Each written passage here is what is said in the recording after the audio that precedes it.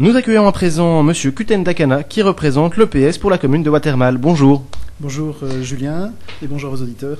Alors, vous êtes entre autres le conseiller communal, le président de la section locale du PS à Watermal-Boisfort et vous vous présentez en tant que tête de liste pour le PS à Watermal-Boisfort. Je vous rappelle le principe de notre émission. Vous avez 1 minute 30 pour répondre à notre première question. Ensuite, et en fonction de votre réponse, nous vous poserons différentes sous-questions. Quand vous êtes prêts, on peut y aller. D'accord. Alors, je vais quand même vous poser la question avant de partir. Monsieur Kuten Dakana, si votre parti, donc le PS à Watermal-Boisfort, remporte les élections et que vous êtes en charge de la culture, quels sont les 3 projets ou initiatives en matière de culture pour les jeunes que vous comptez mettre en œuvre? Donc voilà, si nous rentrons dans une majorité, il y a un projet très important que nous avons par rapport à la jeunesse, c'est la création d'un conseil local de la jeunesse. En fait, la commune de Watermal-Boisfort comprend toute une série d'initiatives, que ce soit culturelles, que ce soit sociales, que ce soit via la maison des jeunes, le service prévention. Nous voulons ici essayer d'impliquer un peu mieux les jeunes en organisant une assemblée qui comprendrait des représentants des diverses écoles d'enseignement secondaire. Bon, il y en a 3 principalement à Boisfort, plus les 6e primaires. Donc ce seraient des représentants des élèves et un représentant du corps enseignant. Et ce groupe-là serait assemblé avec des représentants de la maison des jeunes, du centre culturel La Vénerie, du CPAS, des services des sports, parcs sportifs, services des sports, de la maison de l'emploi et du service prévention. Sur base de cette assemblée, il y aurait des débats sur les demandes des jeunes qui viennent finalement de la base, plutôt que de penser pour eux. Ce serait peut-être intéressant d'avoir leur volonté. Et cette assemblée qui se réunirait 2 fois par an produirait un document qui serait inscrit sur un blog ou dans une brochure distribuée dans ces différents endroits. Donc par ce système-là, on essayerait d'attirer les jeunes dans l'implication des diverses instances communales. Et par rapport à la culture, effectivement, la Vénerie est un centre culturel assez important à Watermal-Boisfort et beaucoup d'initiatives peuvent être prises. Actuellement, en matière de jeunesse, ça vise plutôt les très jeunes, donc jusqu'à 12 ans. La partie adolescente, jeunes adultes, est effectivement, comme souvent, une tranche d'âge un peu délaissée. Et pour parvenir à essayer de l'impliquer plus, il faudrait justement parvenir à ce qu'elle ait accès à la programmation de certaines activités, plutôt que de devoir en être uniquement consommatrice. Donc, je pense notamment... Il y a des choses qui intéressent les jeunes. Bon, c'est la musique, le cinéma, la vidéo, la danse, bon, plein de choses de ce type. Mais notamment en matière de cinéma, il y a des programmations cinéma intéressantes, bon, beaucoup moins chères que les cinémas commerciaux, destinées aux familles ou destinées à un public. Ça s'appelle ciné-apéro. C'est plutôt un public, je dirais, cinéma alternatif, plutôt intellectuel. Donc ici, il faudrait une programmation destinée aux jeunes. Bon, par rapport à la musique, il y a actuellement des programmes en cours comme Watermal-Boisfort joue bien, qui est un peu une espèce de sélection de groupes et de promotion de jeunes groupes locaux qui se termine par un concert lors de la fête des fleurs. Alors, comment allez-vous attirer les jeunes? Par quels moyens de communication, entre autres, allez-vous attirer les jeunes vers, par exemple, le conseil local de la jeunesse?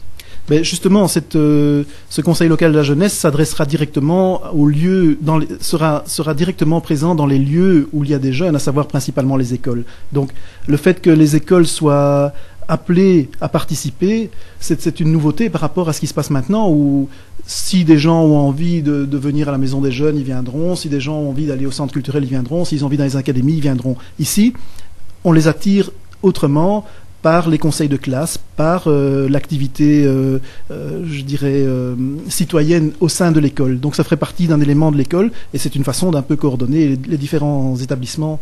Il y a des initiatives qui existent dans les établissements. J'ai été invité il y a 1 an dans une des écoles de la commune pour participer à un journal télévisé réalisé par les élèves. C'était un des professeurs qui avait réalisé ça. C'était vraiment très amusant. Il y avait vraiment tout un studio quasiment comme le vôtre. Je ne sais pas où ils avaient obtenu le matériel, mais enfin c'était vraiment professionnel. Et ils ont organisé un journal télévisé sur l'actualité. Donc il y avait en plus un travail de reportage, en plus d'un travail technique. Et je trouve que le résultat était vraiment très intéressant. Et je pense que pour tous les jeunes, c'est un appel, un tremplin. Ça peut donner des vocations, ça peut faire plein de choses. Mais le fait que ça soit pas cantonné à l'école, mais après aussi soutenu par les instances communales, que ce soit le centre culturel, que ce soit le centre des jeunes, que ce soit les académies, ça permettrait de donner un essor un peu plus grand, notamment par des aides techniques, des aides de matériel, un know-how de certains services, et ça permettrait de recommencer des initiatives de ce type qui sont finalement très lourdes pour un professeur. Ils peuvent le faire une fois de temps en temps, mais c'est pas toujours facile. Alors, comment, dans ce contexte de crise économique que nous traversons actuellement, allez-vous faire en sorte de financer ces différents projets ? Bon, clairement, effectivement, la commune de Watermal-Boisfort est sous plan de redressement. Donc ça veut dire que, suite à une gestion un peu, disons, imprévoyante, la commune a dû serrer les boulons vraiment très très fort. Actuellement, toutes les ASBL ont leur budget bloqué. Les finances communales, chaque dépense est épluchée, chaque dépense est analysée de manière telle que beaucoup de choses ne se font plus, beaucoup d'investissements sont reportés, beaucoup d'initiatives sont mises un peu entre parenthèses. Ceci dit, nous avons quand même identifié au PS toute une série de dispositifs et de subsides qui existent, qui ne sont même pas utilisés actuellement, que ce soit via la Société régionale du logement bruxellois. Il y a un subside pour les plans de cohésion sociale. Donc c'est des plans entre une ASBL, une société de logements sociaux et un tiers, une commune ou autre, qui permettent de développer des initiatives. Ça peut être des initiatives culturelles, ça peut être des initiatives sociales. Ça peut très bien, justement, pour les cités jardins à logis floréal qui comptent quand même pas mal de jeunes, ça permettrait de développer des projets culturels. C'est des budgets qui ne sont pas négligeables. Je pense que le budget annuel pour toute la région est d'1 600 000 euros. Distribué sur 20 projets. Donc c'est pas énorme. Donc il y a quand même un potentiel. Un autre potentiel, mais c'est pas directement en culture, c'est en sport. Les centres sportifs intégrés organisés par la Fédération Wallonie-Bruxelles pourraient s'appliquer à la commune de Watermal-Boisfort. Ça représente un temps plein et demi, mais dans les temps pleins direction. Donc c'est vraiment des budgets qui représentent quand même des sommes assez importantes. Bon, c'est un exemple. Ici, c'est en sport, mais si on dégage des montants en sport, ça veut dire ça allégera les disponibilités d'autres départements, notamment la culture, par exemple. Alors, pour continuer un peu à parler plus politique, de quelle manière est-ce qu'au PS de Watermal-Boisfort, vous voyez ou vous concevez la culture ? La culture est un point essentiel. Watermal-Boisfort est réputé pour son dynamisme culturel, son dynamisme associatif. Le centre culturel La Vénerie a un retentissement qui dépasse largement la commune. C'est une création des socialistes, ça, il faut vraiment le souligner. C'est une création de Robert Othia en 1972. C'était à l'époque, il s'est fait rire au nez par beaucoup de gens. Il a créé ce centre culturel c'était un peu à la fin des années 60, dans la dynamique des années 68 et des projets culturels un peu alternatifs. Il a réussi à faire créer ce centre culturel, puis ensuite à le développer. C'est lui qui a aussi permis de le développer en réalisant les 2 lieux principaux du centre culturel, que sont l'espace d'Elvaux. C'est lui qui l'a fait réaliser, c'est lui qui l'a fait construire, c'est lui qui l'a fait financer, c'est lui qui a vraiment mis tout ça sur pied. C'est lui qui a fait aussi rénover les écuries de la Maison Haute pour en faire un des 2 lieux de la Vénerie. Donc pour nous, c'est vraiment très important.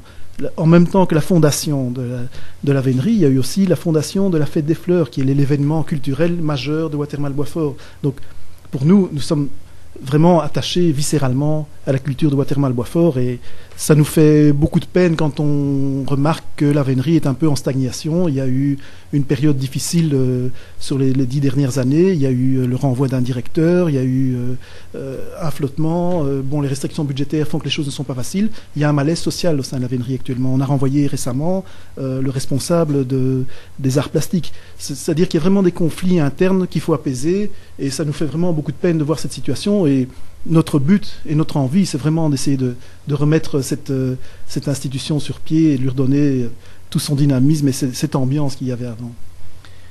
Alors, on peut estimer que d'une manière générale, les jeunes ont un problème d'image, de reconnaissance, que ce soit dans les médias, mais aussi dans leur vie de tous les jours. En quoi les projets que vous venez de nous présenter vont leur permettre de justement améliorer cette image, voire ici, on pourrait dire d'être au centre des attentions, mais pour une fois d'une manière positive? Ben, effectivement, Watermal-Boisfort, c'est la commune dont la moyenne d'âge de la population est la plus élevée de Bruxelles. Autant dire que la cohabitation, personnes plus âgées, je dis pas personnes âgées, mais personnes plus âgées et jeunes n'est pas toujours simple. En plus, c'est une commune très résidentielle, donc toute vie un peu mouvementée, toute activité, tout bruit pose problème. Des jeunes se rassemblent, on appelle la police. Malheureusement, c'est ce qui se passe. Il n'y a pas de lieu. La maison des jeunes n'est pas ouverte tout le temps. Il n'y a pas de lieu d'accueil. Il n'y a pas des endroits un peu branchés qui attirent les jeunes. Pour la culture à Watermal-Boisfort, elle se passe à Ixelles et à Bruxelles-Ville. Donc, finalement, c'est pas simple d'être un jeune à Watermal-Boisfort. Donc, le fait de créer cette instance qui permet de donner une écoute améliorera cette situation. Ça permettra aussi à eux de dire qui nous sommes, qu'est-ce que nous voulons, quels sont nos rêves. Écoutez-nous plutôt que de nous critiquer et de nous considérer comme des voyous. C'est un peu une chance de pouvoir tenir ce langage. Alors, nous arrivons maintenant au terme de cette interview. Je vais maintenant vous poser la dernière question, qui est une question vraiment branchée musique. Est-ce que vous, personnellement, ou avec l'aide du PS de Watermal-Boisfort, vous organisez ou vous comptez organiser un événement, un festival, un concert, qui aurait pour but de faire découvrir un style bien particulier de musique? Mais oui, effectivement, si on remonte un peu dans l'histoire, la Fête du Progrès, qui est quand même un des grands événements de l'année au niveau musical, pour la scène DJ un peu festif, ça a été en réalité créé il y a une dizaine d'années, un peu plus, 11 ans, je ne sais plus. La première édition, c'était à l'hippodrome de Boisfort et ça avait été organisé par les sections PS de Watermal-Boisfort, Oderghem, Woluwe, Etterbeek. Et c'est sur cette base-là que c'est parti. Après, ça a été repris par des gens un peu plus dans le milieu, Karl de Montcharline, Serge van der Heyden, qui ont fait développer ça au Botanique. Et maintenant, c'est reparti sur le canal. Donc, la musique, les DJ, la musique électronique, le hip-hop, des musiques un peu urbaines, il n'y a pas d'espace pour ça. Bon, je dis pas que Watermal-Boisfort est le lieu, la sociologie ne s'y prête peut-être pas, mais quand on voit des événements comme ici à Forêt, au Parc du Den, le pique-nique électronique, ou alors des choses qui s'étaient passées dans le Parc de Bruxelles, comme les soirées gazon, c'est des choses qui pourraient très bien, à Watermal-Boisfort regorge de parcs, tous gérés par le BGE, ceci dit, donc c'est pas la commune qui a la main sur tous les détails, mais enfin bon, elle en est partenaire important. C'est des choses qui pourraient se passer. Ça a eu lieu au Bois de la Cambre, ici au Parc du Den. Bon, toujours avec la restriction que c'est des endroits classés avec une protection de l'environnement très importante et que du coup il faut quand même aussi une gestion de respect de l'environnement et d'éviter les dégradations comme ça peut arriver parfois. Mais clairement, ce serait des choses à mettre en œuvre dans le parc en face de la maison communale, dans le parc Tournai-Solvay. C'est des endroits qui s'y prêtent à merveille, même pour des concerts à la limite. Le parc Tournai-Solvay pourrait s'y prêter de manière superbe. Bon, nous avons aussi, à certaines époques, via le PAC, qui est Présence et Action Culturelle, qui est le volet culturel du Parti Socialiste, co-organisé des concerts à la Maison Haute. La Maison Haute est le seul lieu où on peut faire des concerts avec une amplification correcte, parce que sinon les lieux culturels manquent un petit peu, ils sont petits, ou comme la gare de Watermal-Boisfort, qui est un lieu qui a été ouvert en 2006, on peut faire que de la musique acoustique.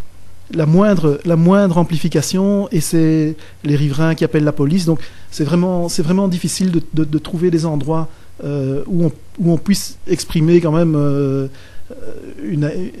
un esprit de fête qui est malheureusement un peu bruyant. Enfin malheureusement, ça fait partie de la fête, mais qui puisse se concilier avec les riverains. Donc je pense qu'il y a une pédagogie à avoir. Le problème qui se pose, c'est que il y a des moments où il y a des attroupements ou des groupements de jeunes qui se font, les gens appellent, ils ne savent pas ce que c'est. Est-ce que c'est une bagarre? Est-ce que c'est une animation? Donc si c'est organisé, canalisé, encadré et que les riverains sont avertis, il faut aussi essayer d'expliquer qu'il y a une place pour les jeunes. Il y a une place pour les jeunes. Voilà. Eh bien, un grand merci d'être venu répondre à toutes nos questions. C'est moi qui vous remercie. Alors, je rappelle pour les auditeurs qui auraient pu être distraits ou qui n'auraient pas été là au début de l'interview, que vous présentez en tant que tête de liste pour le PS à Watermal-Boisfort. Bonne chance et bon courage pour les élections. Merci beaucoup.